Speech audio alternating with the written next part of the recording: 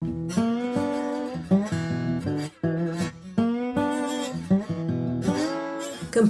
in 1840, the Houmas House historic mansion was acclaimed as one of the finest homes in the South.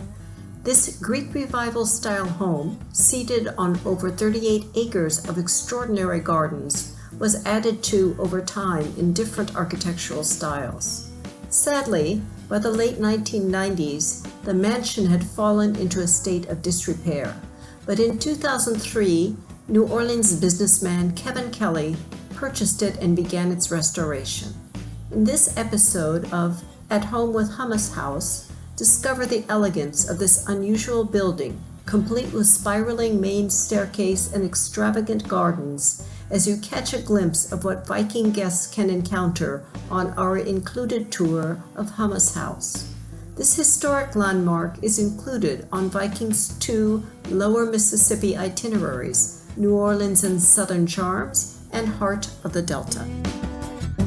Originally named Houmas, O-U-M-A-S, after the local Indians, the property on which the mansion stands today was purchased in 1810 by Revolutionary War hero Wade Hampton, who built the Greek Revival mansion and started growing sugarcane.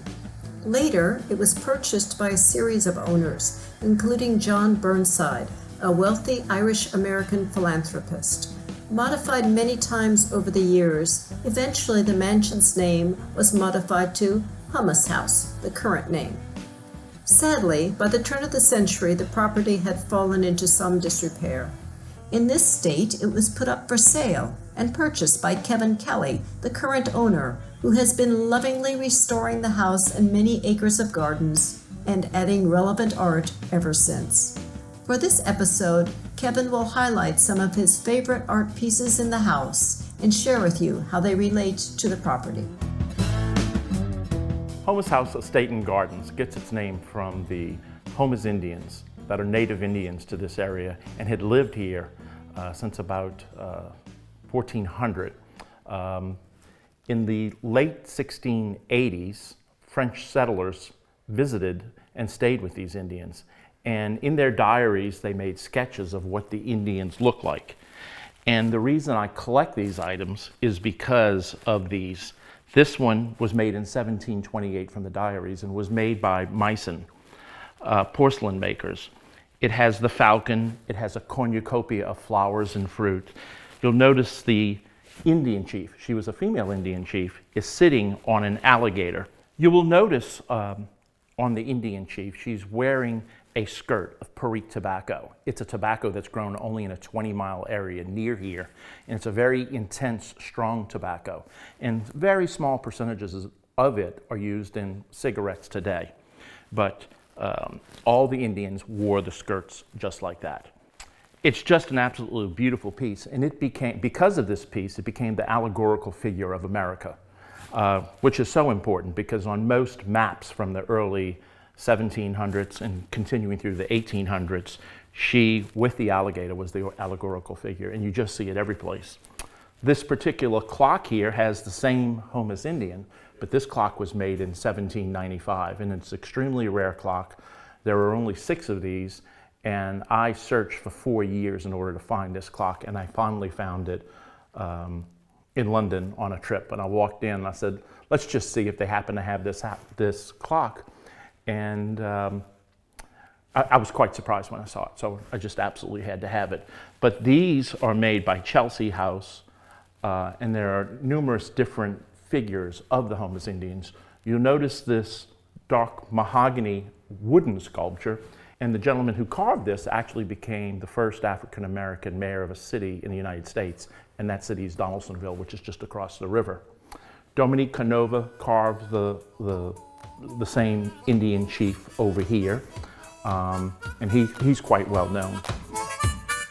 Kevin Kelly is passionate about restoring Houmas House, but it is also a real home for him, so he has worked to grow the collection with relevant pieces that he loves. Each piece tells a story, and like all collectors, the discovery of a piece is part of the adventure. Of my entire collection of Houmas items, which numbers about 200 different pieces, this is my absolute favorite. She was done in 1795. She was done by a Portuguese porcelain maker. As you can see, as I turn it, you can see the name here. And I'm horrible on speaking other languages, but it's Cerâmica das Devasas. And she's just an absolutely beautiful piece. She was done all in one pour, and she's just absolutely magnificent. I didn't know there was such a piece. I was in Houston, Texas on my travels, and I walked into a store that didn't have very many nice things. And I almost turned around and walked out. And a friend of mine said, "Oh my God, Kevin, your item of your lifetime is here." And I said, "What do you mean?" And I thought he was joking. And he said, "Look to the left." And when I looked to the left, I saw her. And you'll notice the Perique tobacco skirt, the way the feathers were. I instantly knew she was a Houmas Indian. Houmas Estate is unique in that we show the decorative arts of the area. And though no one else in the world probably collects Houmas Indians, all of the pieces were made by the finest artisans at the time. And I just think she's a magnificent piece, and she's about 4.5 feet tall, so it's an incredible size for a porcelain. The Houmas Indians were a very friendly tribe. When the Frenchmen came here, there was no fighting. They fell in love with each other, married, had children. Some of the Houmas Indians went back to France. Some of the Frenchmen stayed here, and they just acclimated very, very well. I think the main reason all of the artisans use the Houmas Indians is because of the Diaries of La Salle, and she became the allegorical figure. A visit to Houmas House not only enables you to explore the lush and exotic acres of gardens and wonderful home, but also to bear witness to the extensive collection of art and artifacts in the home.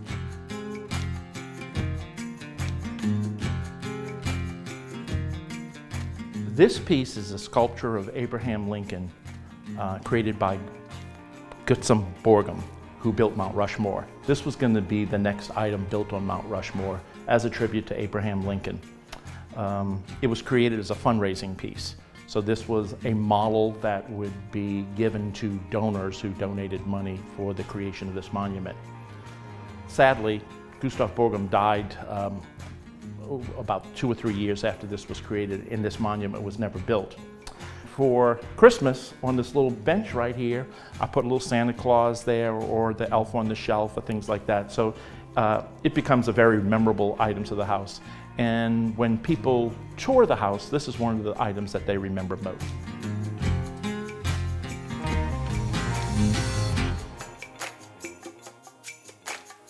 John Burnside is my favorite owner of Houmas House. I would like to say we're similar in a lot of ways. That's probably a wish and a dream, because I don't think I would be nearly as interesting as John Burnside. And this is my favorite room, and this is called the Burnside Parlor. You'll notice it's a billiard room, and he was the first owner to put a billiard table at Houmas House. And people are quite surprised to see a billiard table in a plantation house, but it was popular at the time. In 1858, it was a little bit smaller table. This particular table is from 1878, and it's an original Brunswick table. And it's very heavy. It weighs about 2,800 pounds. But what's intriguing to me about this room and John Burnside is his lifestyle. He and the other plantation owners in the area had a racetrack not far from here, and they would gamble heavily at that racetrack. And he bet one of his plantations one time at the racetrack, and it was racing thoroughbreds, and it was Armand Plantation. And Armand Plantation, which is lost now, was famous for its gardens, and they were famously known as Le Petit Versailles Gardens, and they were quite exotic. And he maintained, even though he didn't build the gardens, he maintained them for very, very many years, and they were absolutely beautiful.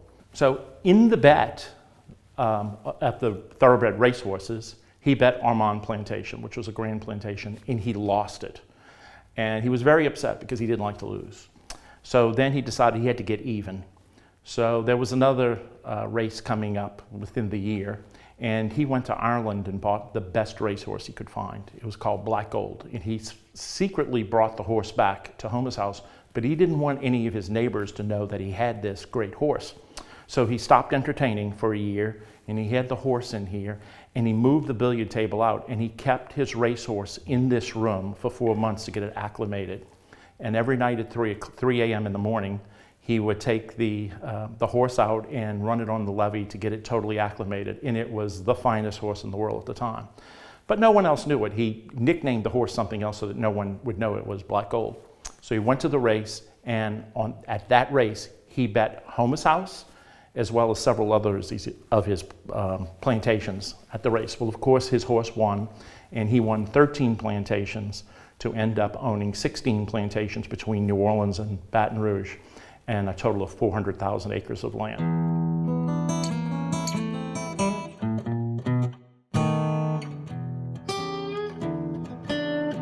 The colonnade on the house was added to the house in 1828, and it kind of signifies the era of the house. And these murals were completed in 1828 by the nuns of Ursuline Convent. There's every type of needle stitching and cross stitching and carpet making. There are little silver beads and gold beads in these. The frames were made by Prudence Millard, who owned furniture making stores on Canal Street in New Orleans. He actually made the bed upstairs, but he actually made these frames. These are wonderful items to me and very memorable to me because I bought the house in 2003, and when I bought the house I had to furnish the house. It cost a fortune. I didn't have any extra money hanging around, but right after I bought the house I wanted to buy these from the antique store where I had seen them. And just before Christmas, one of my favorite antique shops opened up, and they hadn't had a sale since Hurricane Katrina hit, so they went about 4 months without a sale. And I went there, and as I walked in the door, the owner came up to me and said, "I wish you would buy those pair of needlepoints that the Ursuline nuns had." And I said, "You still have those?" He says, "Yeah, I'll make you a very special deal." So it's hard for me to turn down a good deal. So he had dropped the price drastically, and I decided to buy them, and they were my Christmas present to myself in 2005 so that we could all forget about Hurricane Katrina. And I think they're a wonderful piece in here, and people love seeing it because so many people's grandparents or moms needlepointed and things, and these are just two of the finest needlepoints there are. I bought this painting about 1995, I guess, something like that. And first I just love this frame. It's cattails for flower.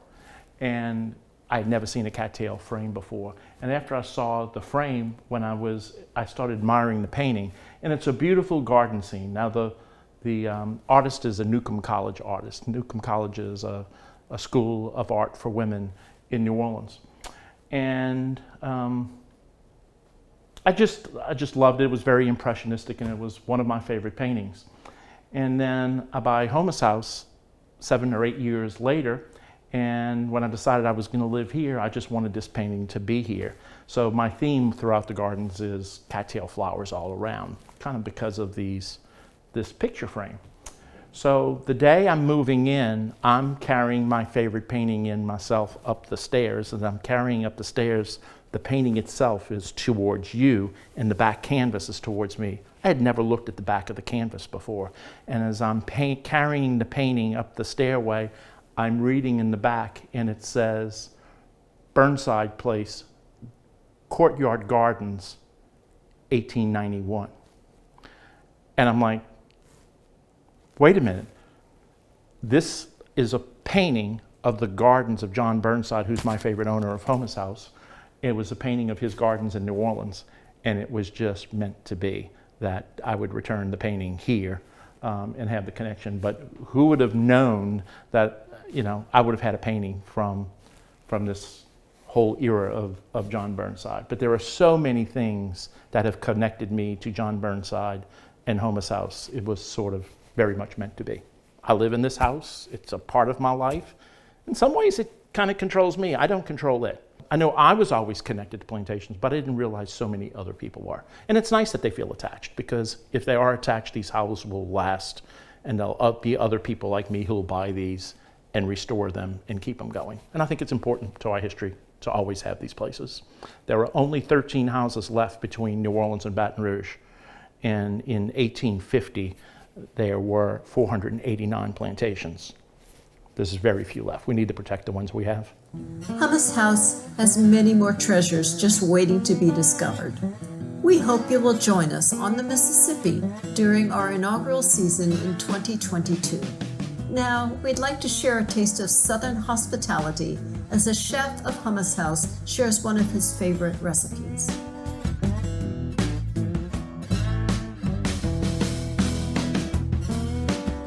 The Houmas House chef demonstrates a traditional Southern dish, corn makchu, and provides tips for you to cook this favorite recipe at home.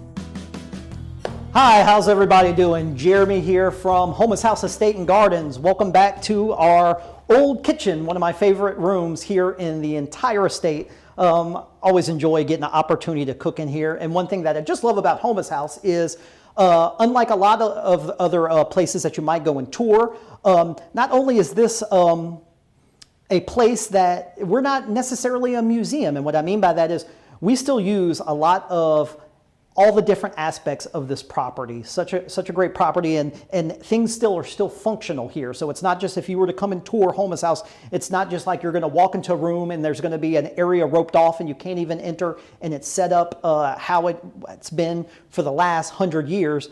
That's kind of not our philosophy here. This is a functional plantation. So as you walk in, you can still come and sit on some of the furniture. You can experience the entire place. And so I just love being in the old kitchen, and it gives us an opportunity to do some cooking in here, and it's just a great time. So we've been having so much fun with these videos, and the dish that I wanted to do today was, I was going to do a side dish. We're going to do the classic Cajun side dish, corn makchu. Corn makchu, this dish given to us by our Native American ancestors, corn as well. One of the 7 nations that founded Louisiana cuisine, the Native Americans, and they gave us this dish, corn makchu. Now we're going to get to the corn makchu in a second, but since it is a side dish, I don't just want to cook a side and just be done with you guys. I want to show you just how simple. This is something that I would whip up at home, and I would just serve this with any one of my main proteins that I might use at home. Steak, corn makchu, fantastic. But today I just happen to have some really beautiful redfish that we've been serving in the restaurant, and I figured, hey, let's just cook a little while we're doing the corn makchu. Let's go ahead and cook a little redfish and just talk about how easily these dishes can come together once you have a little bit of prep done. Now, granted, I know at home, y'all, if you have someone who could just chop your onions and celery and bell pepper and your tomatoes, you'll be good to go. But honestly, probably cutting the onions is the longest part of doing this. Everything I like to do here for the most part is I like to have a dish that comes together pretty quickly. So right now all I'm doing is giving this redfish a good seasoning of salt and pepper on each side. And then I'm gonna go into a hot skillet that I turned on, already got heated. I'm gonna pour a little extra virgin olive oil in it, and I'm instantly seeing the oil kind of coat the bottom of the pan and start to give off a little smoke. And that's what I'm looking for, because I'm not cooking with Teflon here. And anytime you're cooking fish, it's real easy for the fish to start to stick to the pan. Teflon definitely helps, but you don't have to have Teflon. So what we're going to do is, just as long as we get that nice sizzle, there we go, whenever it goes in, that's exactly what we're looking for. Just going to throw that in. And then every now and then I have a fish spatula, but any old spatula would do. Anytime I throw my fish in, I like to give the skillet just a little shake, just to see that fish is moving. I don't want to mess with it too much, because I do want to get a nice crust and caramelization on the outside of it. But high heat, we're just going to let this go. We're going to cook it for about 3 minutes on each side. Flip it after about 3 minutes. Fish is going to get perfect. So now, let's go ahead and talk about corn makchu. So this is just so incredibly simple to do. A couple things that we did. First of all, of course, there's a lot of different options when it comes to corn, different varieties of corn, and also frozen, canned corn, all that stuff. You can use any one of those products, but of course, here at the restaurant, and if you were doing it at home, to get the best version of this dish, you're going to want to use fresh. And what's great about fresh corn is you really don't have to cook. You really don't have to cook it. You know, this dish reminds me of growing up whenever, I grew up, anytime my dad would grill something on the grill, we'd almost always have corn on the cobs with a little plastic thing stuck on the end and a little bit of butter. And just that fresh corn just heated up. You don't have to boil it when you're doing corn on the cob. You don't have to boil that corn for several minutes in it. All you need to do is let that hot water heat up the corn. But we got some cut corn here. Whenever it's fresh, you can eat it just how it is. You don't have to necessarily cook the corn.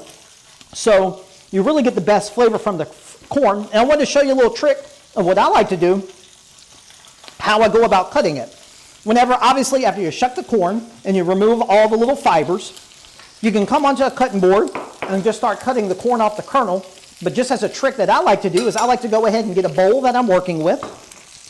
And this is how I did all this. I start off by just placing the corn down in it. I take your knife and then I carefully just start to cut that corn off. And this just keeps from making a big mess in the kitchen. Oftentimes those little kernels will start to fall all on the outside of your cutting board and just go everywhere. But if I just do this, now I am keeping all that corn right here in the bowl, just all stays there. And that's what I did. This is about 5 years of corn. Now it's 6. And that's what we're going to do. Now another thing that we're going to do, and an advantage you get from cooking with fresh corn, is that you actually have a lot of flavor in the cob itself. And one thing you can do just as a little extra step is you can do what's known as milking the cob.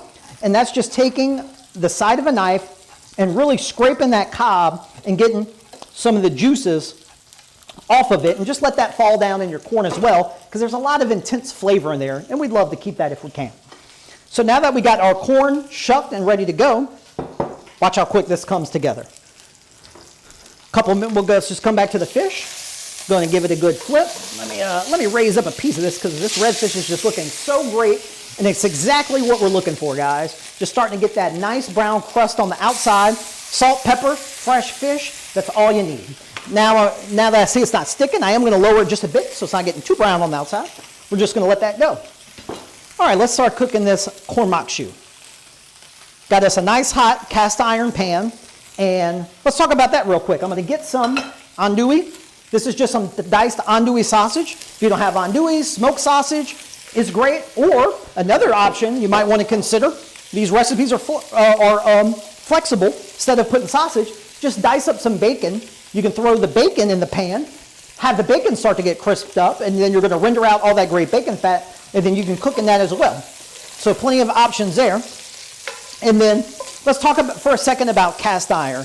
I love any chance I can get to cook in cast iron, because in my opinion, although it's not great for 100% of all situations, I would probably say it's great for 90% of situations.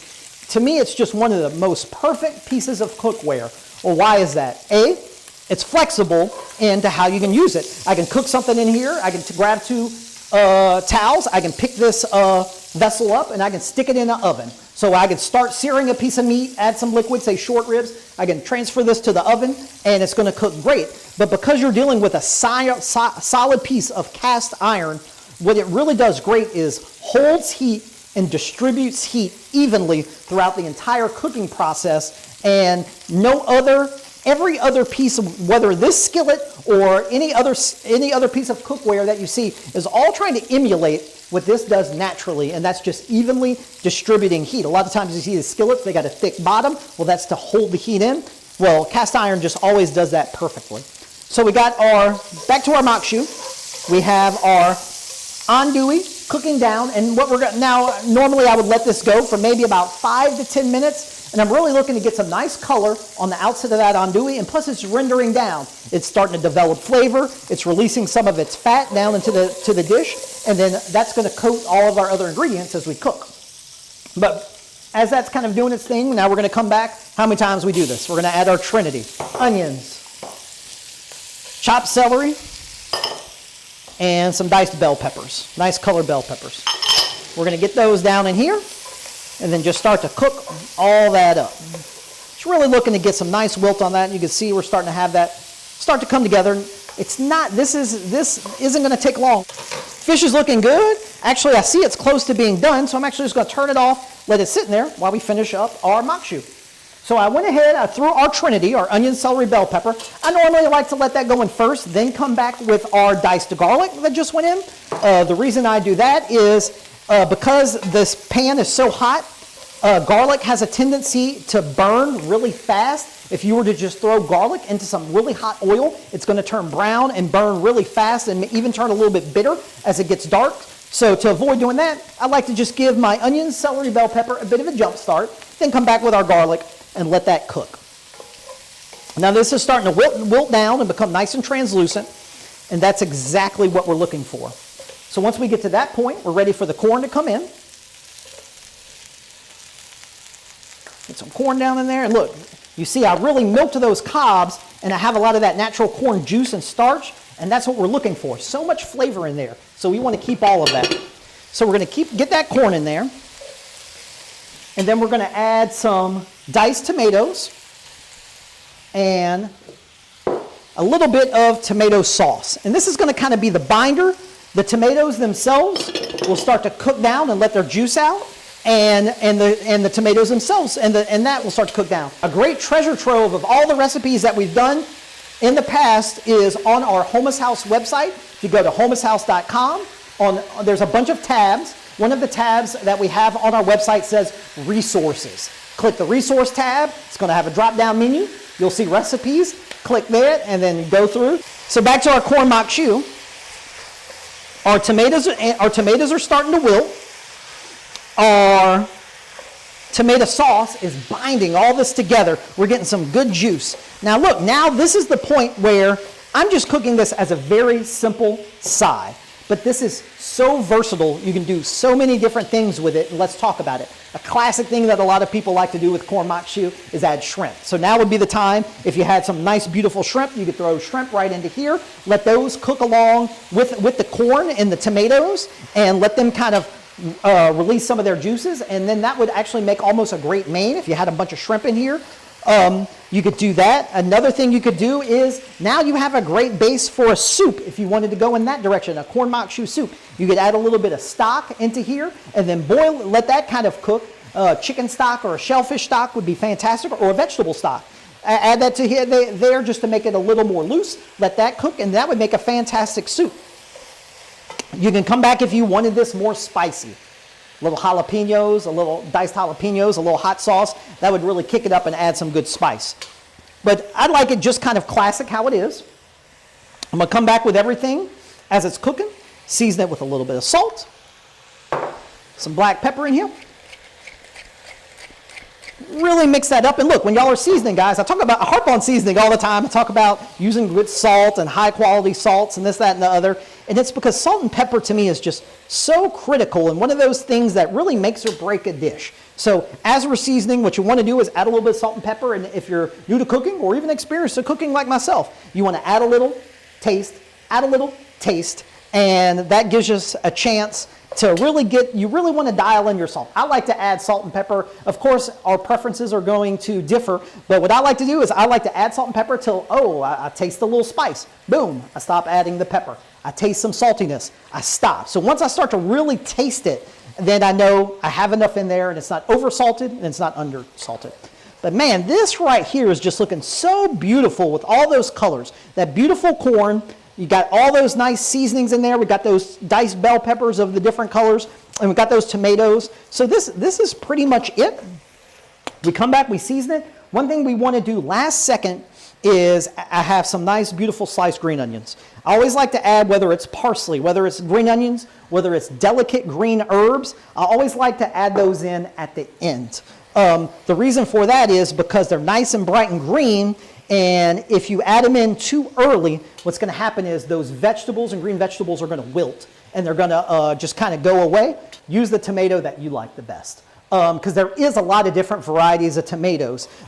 So any tomato that you like that is a great flavored tomato that you like, that's going to be best. I mean, unfortunately, if you go to just a regular old supermarket, that regular beefsteak tomato that they have, to me, in my personal opinion, isn't the best quality tomato, because those tomatoes are bred to be able to ship across a country, and typically they're not ripe, and they lack a lot of the flavor and depth of, say, something like an heirloom tomato or different homegrown tomatoes. I mean, right now we're just coming to the end of tomato season. I mean, there's nothing better than a homegrown tomato plucked right off the vine and then cut that right up and put in your salad. So there's no right or wrong. Use any tomato you have. You can't mess it up. But of course, like all cooking, any quality ingredient, a lot of times if you just get really nice quality ingredients, you're going to help elevate a dish because you're just using better quality ingredients. A better quality tomato is going to taste better than a regular box tomato that you might have.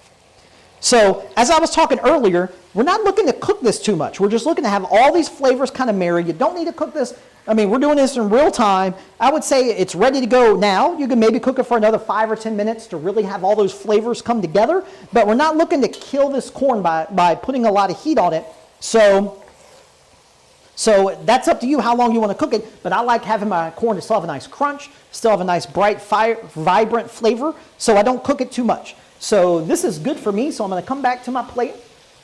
And I am going to dish a nice scoop of this corn mock shoe, courtesy of our Native American ancestors. And then as far as the fish, let's finish up the fish. What I like to do, we have the fish kind of sizzling on our skillet. This is something I would do at home.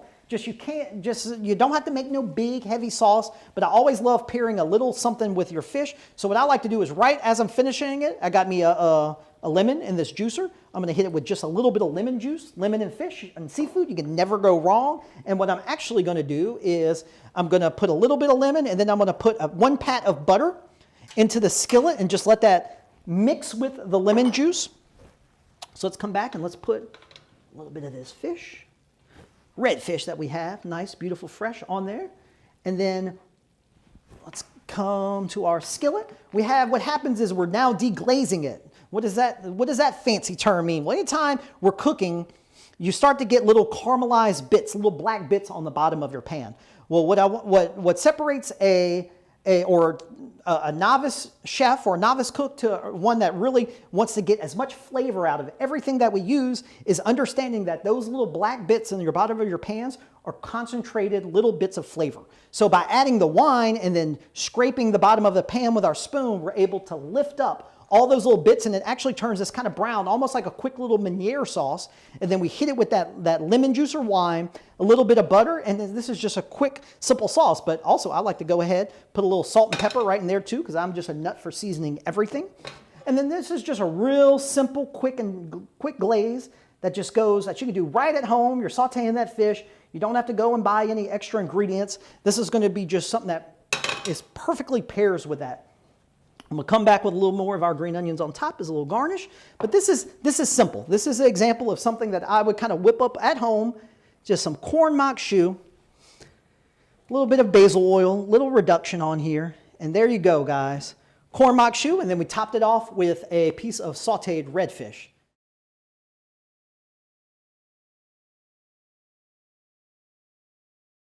Welcome to Houmas House Estate and Gardens. My name is Kevin Kelly, and I'm the owner. And we're going to have a little question and answer seminar right now. And Lisa with Viking is online and will be asking me questions. Hi, Kevin, and thank you so much for joining us today and for sharing your home with us. I have a question from Sven in St. Louis. He says, thank you so much. Really looking forward to this. Is this going to be an included shore excursion, and how far away will we be from Houmas House when we're on the ship? So I know for sure we're doing an excluded, but how far away are they going to be, Kevin?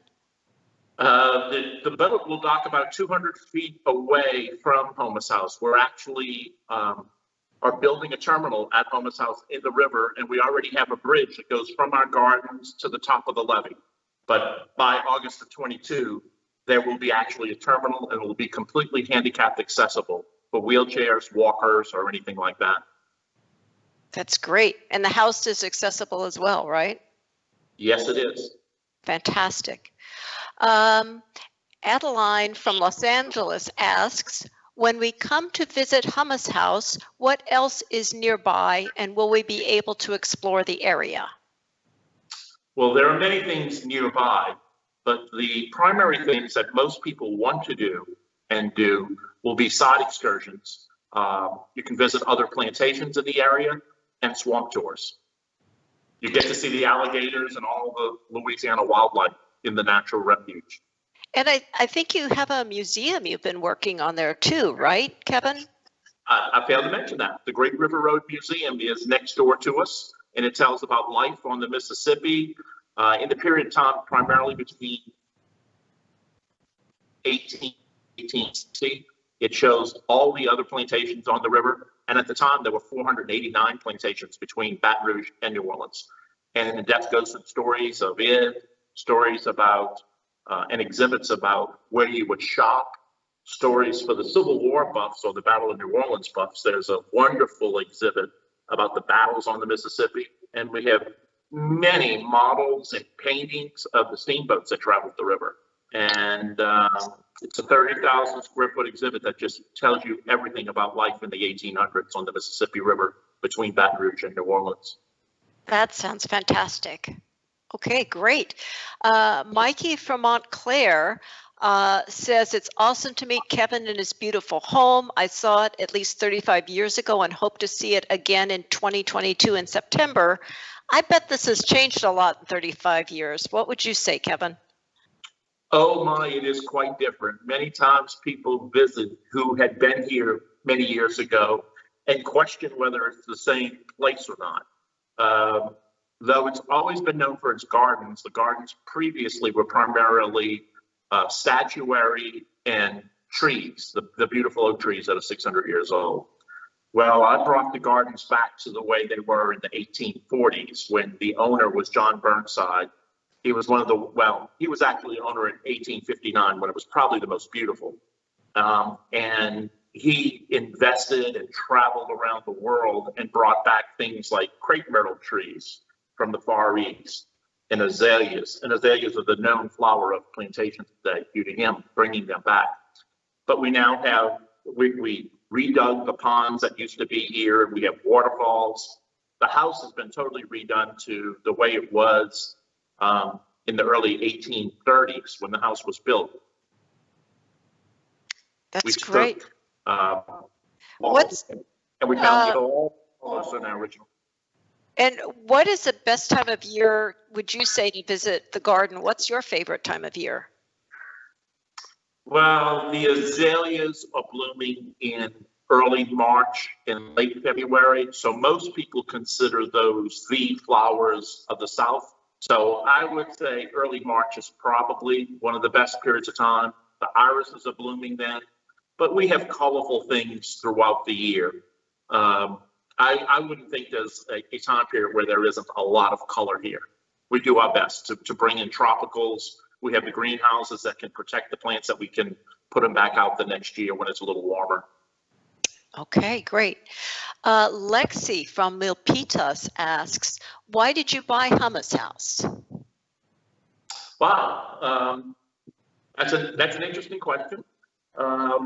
I've always loved the old historic houses, and whenever I traveled, let's say if I was in Europe, I was going to go see the chateaus or the castles. I love seeing how the wealthy people throughout the world live. One of my favorite things to do was to go to India to see the Taj Mahal. Even though it was a tomb, it still fit into historic estate to me. So it's what I always enjoyed. And when I had the opportunity to do it, Houmas House went up for sale, and I actually bought it the very day it went up for sale. And that's been my challenge for the last 18 years, to restore it, to bring it back the way it was, so people can see how people lived in the early 1800s. Well, I was going to actually ask you how long it took to do the restoration, but it sounds like you're still working on it. Well, the house we closed the facility down for 6 months to redo it. And so the house was restored 6-hour-a-day process for 6 months. And then we started doing the gardens. And I'm a real estate developer in my real life. And I won't be happy if there's not something being built. So we've enhanced it. We've created 3 restaurants. We have 2 ballrooms. So the main area of the house is historically done.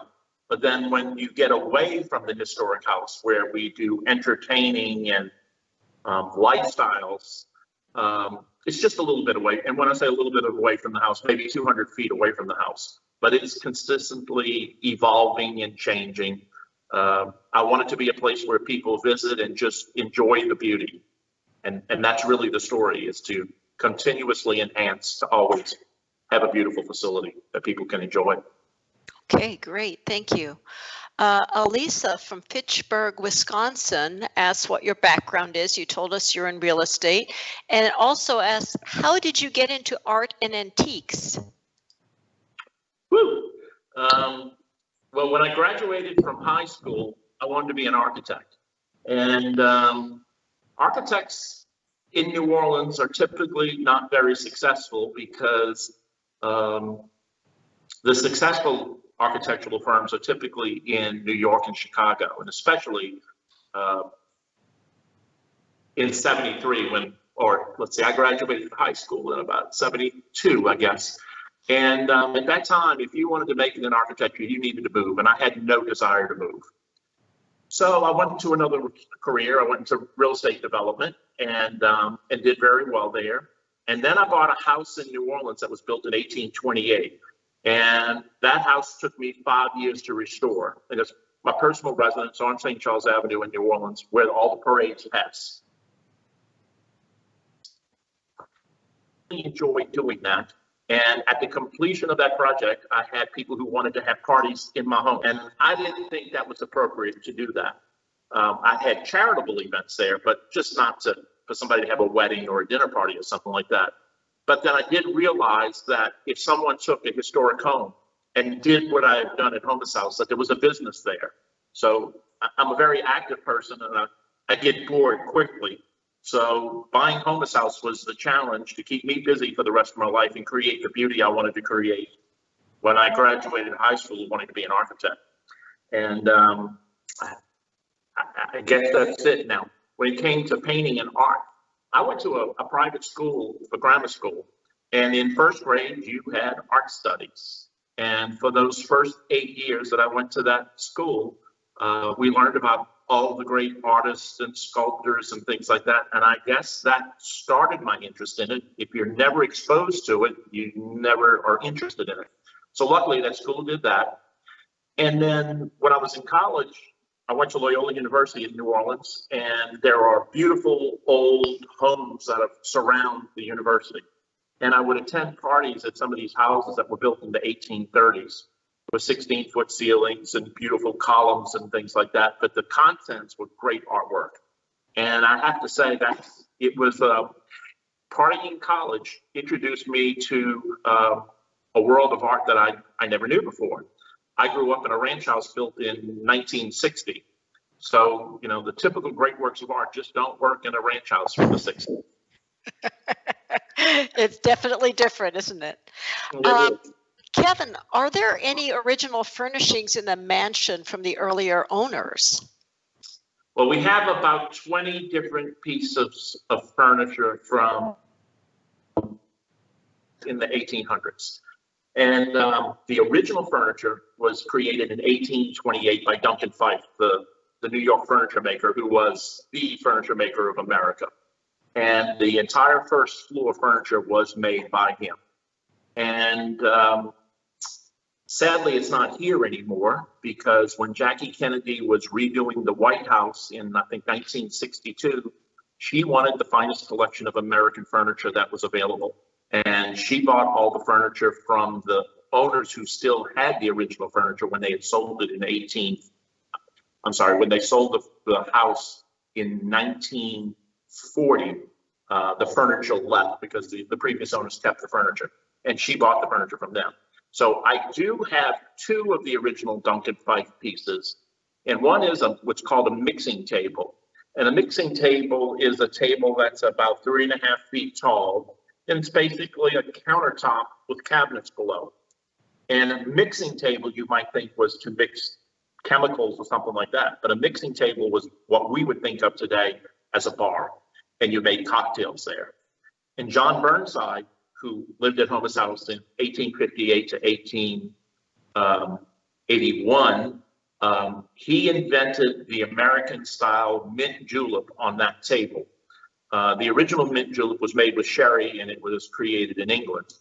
And since he grew sugarcane here, he created rum. So he modified the mint julep to be a rum drink. And his other home up north was in West Virginia. It was the Greenbrier Resort today. So he would go back and forth, and he would go through Kentucky on his way, and he introduced the people who make bourbon in Kentucky. He introduced them to the rum mint julep. And they decided that it was a wonderful drink.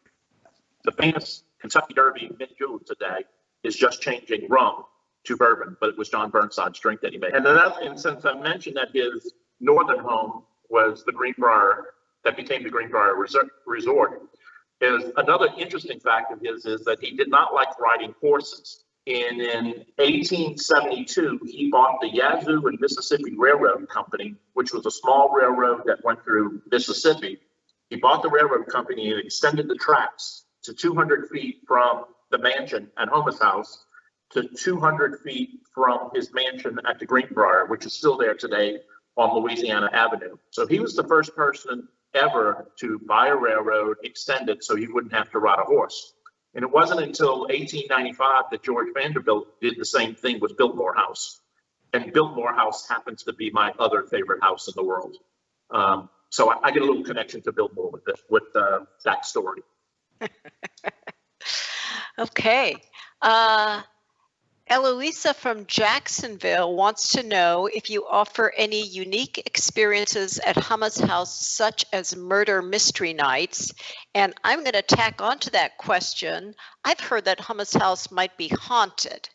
Is that true? Well, many people believe that Houmas House is haunted. I personally don't believe in ghosts. I just don't want to think that there are people who are dead that are watching me in this house. Maybe that's just a personal thing, but I just don't think it's logical. However, about 30% of the people who visit Houmas House and take the tours see ghosts. There's one very famous little ghost that's here. Her name is May Preston, and we have a portrait of her here.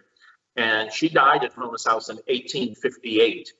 And she had yellow fever. Her parents were packing everything to go to their other home, which is in Columbia, South Carolina. And prior to leaving the house, she died. And as the story goes, her body was moved to Columbia, South Carolina, where it's buried today, but her spirits remain here. We have had psychic readers and all those sorts of people that delve into this subject. And it was interesting because I had one of these people here, and on our website, there's a podcast about it, that the lady came here to see if she could find May Preston. And I'm sitting in the room, and I did not hear May Preston. I did not see May Preston, but this psychic had a complete conversation with May. And May kept asking where her doll had been for all these years because she had lost her dolls. Well, oddly enough, the Hampton family, about a week beforehand, had sent some memorabilia to me to put on display. And one of them was just her doll's clothing. And it made me think that maybe it was true that they could be ghosts, but I still don't want to believe. And the only other incident that I've had was I was putting the Christmas tree up one year in the ladies' parlor. And I have two Labradors, and my Labradors suddenly got alert and saw something that was in the dining room, and their heads kept turning to what they saw. And the dog suddenly ran and tried to jump through a mirror that's in the ladies' parlor. And I think they saw a ghost and tried to get it. But wow. People tell me my third eye mustn't be open, so I just won't acknowledge them. Okay. Actually, one of our questions also is Marissa in Los Angeles, who wants to know if you do anything special for Christmas. And she says, I'd love to see the estate all lit up with Christmas lights. So it sounds like you definitely put up a Christmas tree. What else, Kevin? Well, we have the mansion itself, and then in the restaurants, we decorate those up.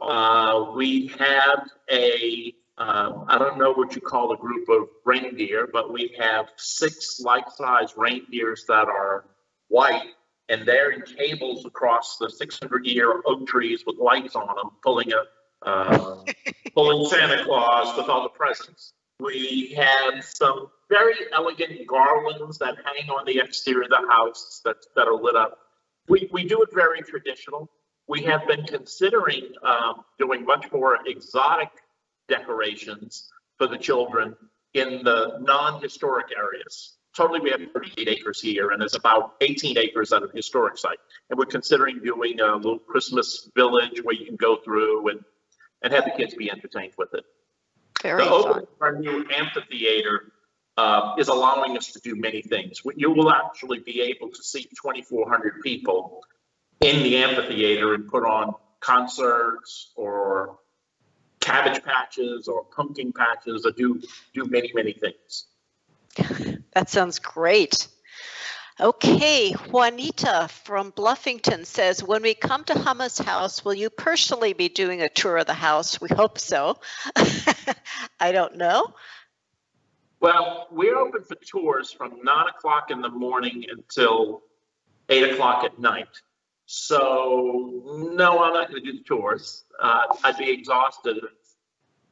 You know, I enjoy looking for antiques and shopping for the paintings and do all those things. So I'm more on the collector side.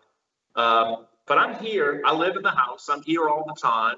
And I love when people come up and introduce themselves. And I'll tell a little stories that they would not otherwise know. But I really don't give tours. Our tour guides are great. They're the period costumes, and they give wonderful tours. But you can ask me questions, just not a tour. Okay, great. Thank you. What would you say your favorite part about restoring Houmas House was? The favorite part, finding things that we didn't know about. The house never sat vacant. Someone always lived here. And when the family put the house up for sale, the most recent family who had sold had bought the house in 1940 and sold it in 2003. So that was, if I'm calculating right, 63 years. And there was one closet on the second floor that they could never find the keys for, but they know they had never used it. And they didn't want to damage the millwork by breaking it open. So when I bought it, I had to put air conditioning in the house and totally redo the house, put fire sprinklers in. So I had to get into this closet. So it was interesting when we had the locksmith come to pick the lock to open it up. First of all, the knobs were painted white. And that seemed strange that all what we thought were brass door knobs were painted white. But as he was picking the locks, he scraped some of the paint off, and it appeared to be silver. And sure enough, when he got the locks open, you could see the sterling silver markings on it, and they were all English silver. Wow. House. So that was a nice treat. But when we got into that closet, there were items that had been in the house from the 1880s. And one was a silver vase about a foot tall. Instead of I would call it maybe a pitcher, but it was a decorative piece.